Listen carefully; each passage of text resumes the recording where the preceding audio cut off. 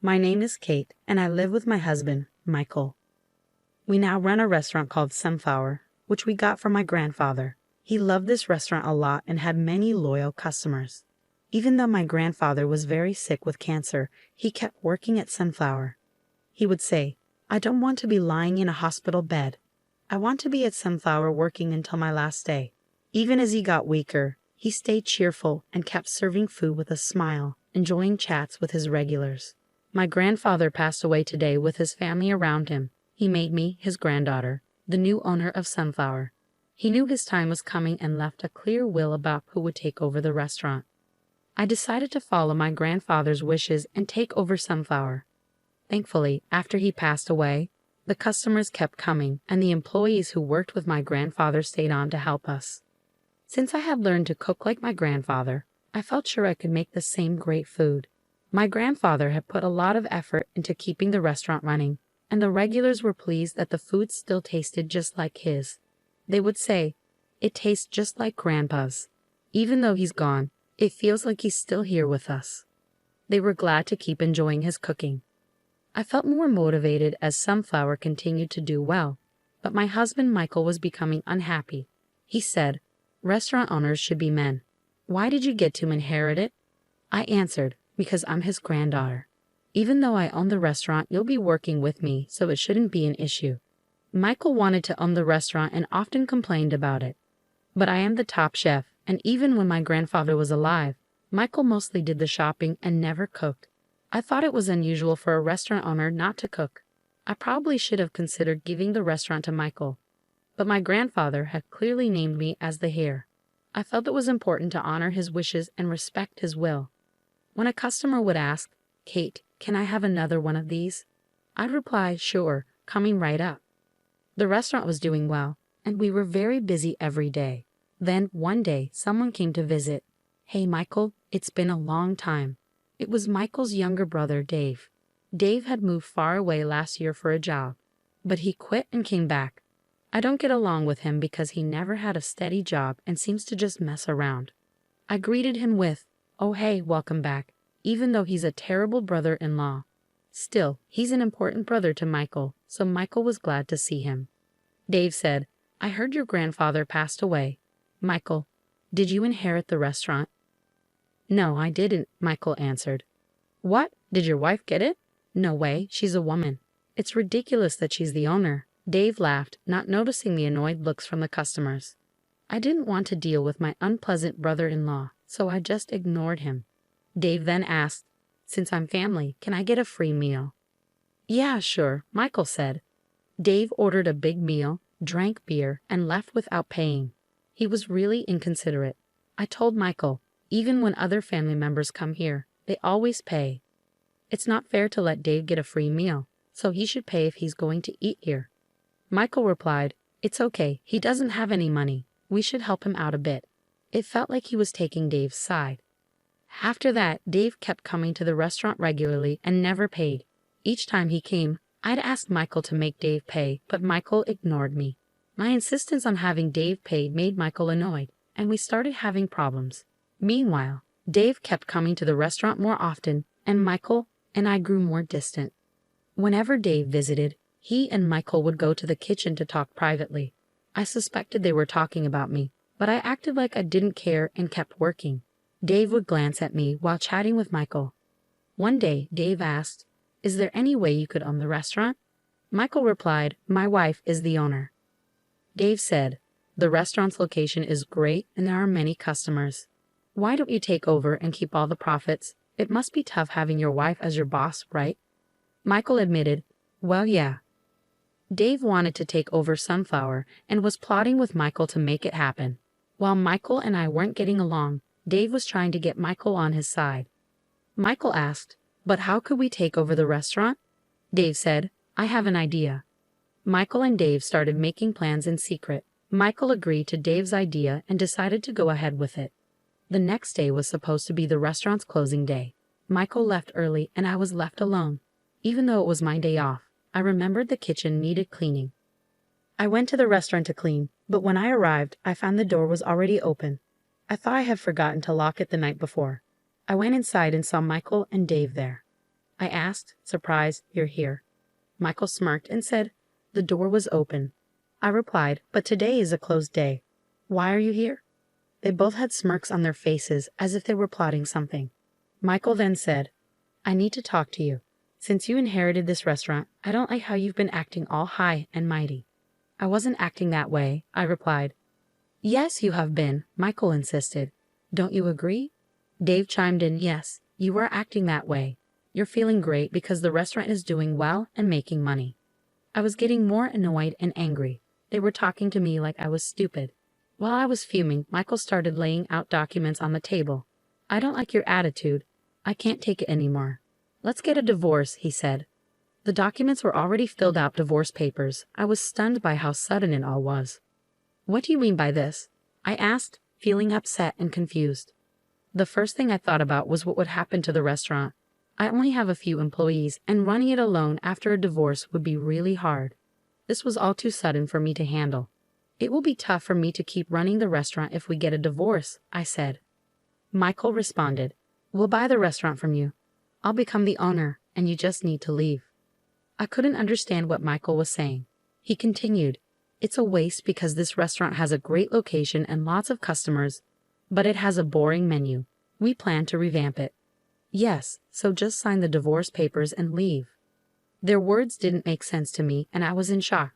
"This is the restaurant my grandfather ran for years. We're making a good profit. We should keep it as it is for our customers." Michael said, "That means you won't change or improve the restaurant and it will go out of business soon.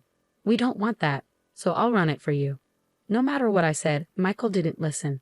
I was convinced that Dave had influenced him. "All right, I'll buy the restaurant for your asking price.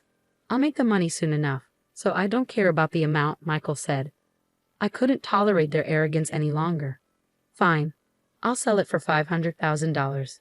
Just give me 2 weeks to prepare the divorce papers and the contract. Don't come to the restaurant during those 2 weeks." They were thrilled that I agreed to sell. They didn't realize that I was giving in so easily because of their selfishness, only thinking about their own gain. I managed to run the restaurant by myself until it was time to hand it over. A customer asked, "Hey, where's your husband?" I replied, "We're actually getting a divorce." "Why so sudden? Are you going to run Sunflower all by yourself?" "No, my husband is buying the restaurant. I'll be leaving in 2 weeks." The customers were shocked and looked worried. But I had good news for them. I handed out a flyer I had recently made. When they saw it, they looked relieved. 2 weeks later, I brought my husband and brother-in-law the contract to sell the restaurant and the completed divorce papers. "Now you have nothing to complain about," I said. Michael signed the contract right away. $500,000. "I'm transferring the money to your account now, so this is officially my restaurant." Michael and Dave were thrilled. While they celebrated, I packed up my things and left the restaurant. As I went to submit the divorce papers, I was eager to see how they would handle the restaurant. Michael and Dave quickly reopened the restaurant. "I've already informed the employees about the situation, so running the restaurant without Kate should be fine," Michael said. "All right, let's start making some money," Dave added. They were excited and ready to go. However, when the restaurant opened at 10 a.m., something unexpected happened. "Why aren't the customers coming?" Michael wondered. Normally, customers arrived right when the restaurant opened, but today no one showed up. The loyal employees were also missing. Michael tried calling them but couldn't reach anyone. Since this was unusual, Michael and Dave started to panic. When Michael went outside, he saw a regular customer walking by. "Aren't you one of our regulars?" Michael asked. "Yeah, that's me," the customer replied. "I was worried because you didn't come in when we opened." "Please come in," Michael said. "But I heard your wife quit," the customer said. "I used to come here for her cooking. If she's not here, I don't have a reason to eat here anymore." "Don't say that. Don't worry, we'll make you a delicious meal," Michael insisted, trying to push the customer into the restaurant. The customer reluctantly went inside and looked at the new menu. "What's with this menu?" the customer asked. "Since I'm the new owner, I've updated all the menus," Michael explained. The menu was completely different from what was originally offered at Sunflower. It featured exotic dishes with names that were hard for customers to understand, which made them less eager to order. "Okay, I'll have the steak," the customer decided. "Coming right up," Michael said. Michael and Dave started cooking with enthusiasm. Since the customer had never seen Michael cook before, They weren't expecting much. "Why is it taking so long?" the customer asked after a while. "Here you go," Michael said, finally bringing out the steak after a 40-minute wait. The customer's eyes widened when they saw the steak. "What is this?" the customer exclaimed. What Michael served wasn't really cooking. There were only 3 slices of meat in the center of the plate. The meat was burnt on the outside and raw inside, with no sauce or side dishes, just bread and soup. The meat is high quality. The seasoning is just salt and pepper. The meat is prepared this way so you can enjoy its natural flavor and tenderness, Michael said. The steak looked so unappealing that the customer couldn't even bring themselves to use the cutlery. Even the soup seemed very cheap. I'm not eating this," the customer said, offended, and tried to leave. Michael was shocked that the customer didn't even try the food. "Hey, you still need to pay for this. It's $30. $30? Are you kidding me? I'm not paying for this piece of underscore. The customer said angrily before storming out. Michael and Dave were left in shock. They were starting to realize the mistakes they had made. Michael had never cooked before, and Dave had never held a proper job. They were clearly not ready to run a restaurant. This should have been obvious, but they were so focused on making a profit that they missed it. After the new owners took over, Sunflower never saw another customer. Meanwhile, I started a new restaurant called Sunflower Second at a different location. The original employees joined me. This new restaurant was also inherited from my grandfather. My grandfather had been worried about the old Sunflower building, so he built a new restaurant at a different site. He intended to tell people about it once it was finished, but he passed away before it was completed. I inherited this new restaurant as well. I never told Michael about it. 2 weeks before selling Sunflower, I advertised the new restaurant to our regulars. They followed me to the new place because they wanted to enjoy my cooking again.